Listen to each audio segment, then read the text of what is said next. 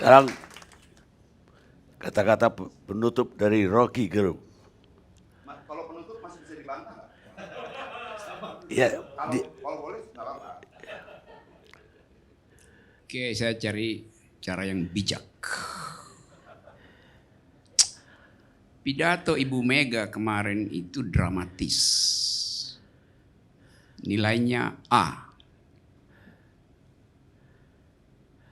Pidato Adian hari ini nilainya A+.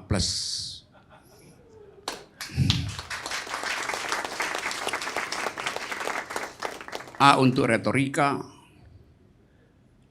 plus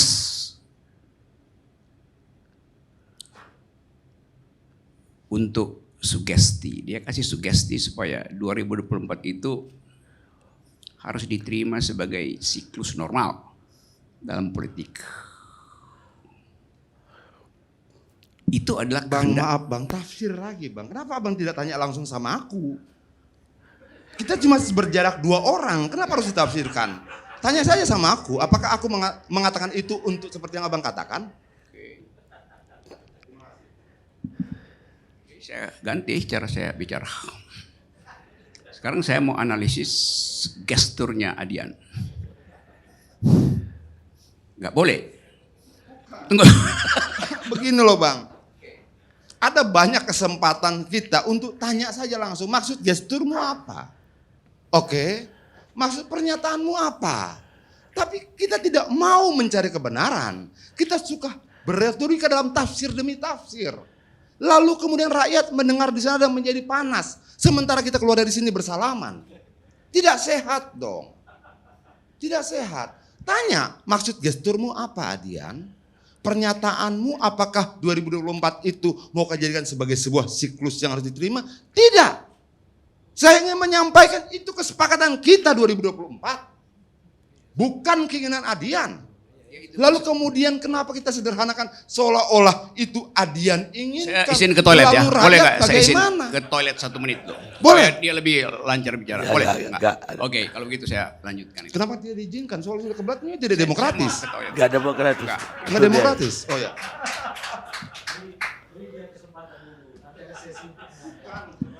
Jangan menafsirkan Adian. Iya, ada tapi Adiannya, tanyakan saja. ada waktunya nanti untuk menyanggah Oh, itu. siap. Itu etika berdialog namanya. Etika berdialog jangan menafsirkan orang. Ya, ada nanti waktunya bagi dirimu untuk menyanggah itu. Oke. Aman? Oke, lanjut. Tadi kalimat saya, Adian saya kasih A+, retorikanya A, sugestinya plus. Kenapa? Karena dia kasih sugesti. Ingat kata saya itu, sugesti bahwa 2024 itu adalah normalitas dari siklus kepresidenan. Gimana saya kasih tafsir? Emang itu sugestinya begitu kan? Karena dia mengatakan, mari kita tuntun ini sampai 2024. Itu yang disebut sugesti itu. Sampai di situ dulu. Kalau mau protes silahkan sebelum saya lanjut. Ketika dikasih kesempatan dilarang yang ini, jadi bingung saya. Enggak terus. Ada kesempatan? Bang Rocky, lanjut Bang Rocky. Nggak ada Rocky lanjut. kesempatan. Dia kasih kesempatan sama saya. Kenapa keberatan yang lain? Bang Karni, saya kira biar lanjut Bang. Biar lanjut. Adian biarkan aja dulu. Lanjut. Abang, Yang terakhir. aku tetap tenang bang. Oke, represivitas terhadapku cukup banyak di masa lalu. Dan kita menjalani dengan ketenangan, apalagi cuman ini. Lanjut bang. Jadi nggak ada sanggahan. Lanjutkan terus. Yes, nice guys. Tragedi Yunani itu. Panggung tragedi Yunani biasanya dibagi 2. Zin dan obzin. Di depan dan di belakang. Sin artinya layar. Dan di belakang ya layar. Bahasa Inggrisnya obscene. Dari kata obscene, di belakang layar. Tapi dari kata itu juga timbul kata obscenity. Apa artinya obscenity Pak Profesor? Oke. Supaya saya dapat klarifikasi tentang peristilan. Obscenity artinya kemaksiatan. Di belakang panggung orang bisik-bisik kemaksiatan. Itu ditutupi agar supaya publik tidak tahu yang disebut sebagai keburukan, pengkhianatan, kerakusan, segala macam. Yang dilihat hanya yang di depan panggung. Itu teknik di dalam Greek tragedy. Peristiwa PDIP jadi problem publik karena yang obscenity itu justru yang terlihat. Dan itu yang diulas orang itu, bukan soal karakter. Tetapi kita mau bedakan dulu bahwa akhirnya orang tahu bahwa oh itu sebetulnya problem kemaksiatan politik di dalam semua peristiwa politik. PDIP diseret dalam tafsir itu oleh pengamat, bahkan pengamat asing yang hanya mendengar berita itu. Jadi keadaan ini membuat orang memperoleh pintu masuk untuk membaca masa depan politik Indonesia. Orang dapat grammar baru, kemurkaan. Orang dapat grammar baru, feodalisme. Orang dapat grammar baru, di atas raja ada ratu. Itu semua yang kita sebut obscenity kalau kita belajar tentang dramaturgi Yunan. Dan itu yang memang ada dalam semua panggung politik di dunia. Yang selalu berakhir secara tragedi.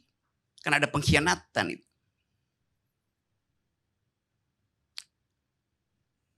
Saya nggak ada soal dengan PDIP itu. Saya nonton aja lihat itu.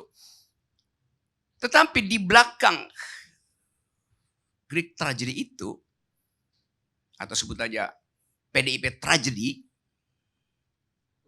ada problem lebih mendasar dari sekedar Ibu Mega itu. Ibu Mega itu sin. Opsinya adalah olok-olok orang terhadap Ibu Mega. Yang sudah diterangkan oleh Adian. Tetapi ada panggung lain, yaitu di bawah panggung itu soalnya. Yaitu berebut tiket untuk pergi pada pertandingan politik 2024. Berebut tiket.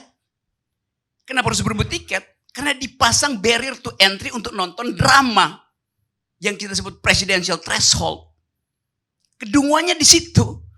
Kalau nggak ada presidential threshold, nggak akan ada tragedi itu, nggak ada permainan pengkhianatan, obscene yang disindir oleh Ibu Mega dengan cara yang sangat bijaksana dan tajam itu. Ngerampoklah punya orang. Bahwa ini koalisi, apaan koalisi itu? Ini sistem presidensial. Yang memang harus diteruskan logikanya. Kerjasama boleh, koalisi jangan. Suruh aja Google, koalisi dalam bahasa Indonesia artinya kerjasama. Sama aja. Tapi kita mau terangkan ini bukan untuk mengolok-olok tragedi yang udah the damage has been done. Udah terjadi kerusakan itu. Orang udah tonton keadaan tadi malam itu. Sekarang saya bilang tadi, ada scene di depan, ada opsin di belakang, ada di bawah panggung. Orang berebut remah-remah di bawah panggung. Sisa dari 20% itu yang diperbutkan oleh yang namanya koalisi. PDIP aman tiketnya. Yang lain ini berebut remah-remah di atas meja politik. Itu intinya. Di dalam tradisi raja-raja Yunani. Yang diundang di dalam perjamuan nobility yang mulia itu bukan cuma orang, tapi juga anjing. Anjing diundang untuk makan remah yang habis makan memang kita mesti buang. Bukan kita, mereka harus buang di bawah meja supaya anjing makan. Itu yang lagi dicari oleh koalisi itu. Makan remah-remah itu kayak anjing menunggu remah-remah itu. Saya mau terangkan itu supaya kita paham betul apa yang disebut demokrasi itu. Tragis negeri ini. Tragika itu. Karena itu saya tuntut terus supaya batalkan 0% supaya Ibu Mega lega. Supaya nggak ada koalisi yang kasak-kusuk nyari makan di bawah di remah-remah itu. Semua partai itu. Di dalam politik cuma ada dua. Anda pro 20% atau Anda pro nihil persen itu. Demokrasi artinya datang dari garis start yang sama itu. Tapi nanti bilang ya itu open legal. Ya segala macam bisa dibilang open legal policy.